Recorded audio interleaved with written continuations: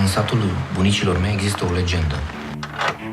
Se spune că străbunicul meu ar fi îngropat o comoară înainte de venirea comuniștilor. Dacă plătești mai pe cineva cu detectorul, eu îți dau jumătate din ce găsim. De unde faci tu de 800 de euro?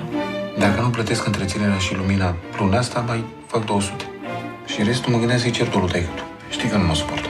Nu te iubește, dar de suportat te suportă. La unde ai fost? Să închiriez un detector de metale. Bă, Costi, tu crezi că eu nu știu că ai o relație cu mine? Eu merg pe scanez, mă marchez locul unde ar putea să fie. Dacă merg eu, să nu vă faceți probleme cu poliția. Aici e ceva mărișor. Și aici. Și aici. Și aici. Ne căutăm o comoară, nu înțeleg? Este.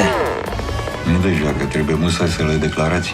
Că dacă vă prinde poliția, faceți pușcărie. Uitați, mă, că-ți dau una de te adun de pe jos, mă. Ce zici, mă, că faci tu? Cine te-a anunțat? Ce să mă anunți? Că săpăm.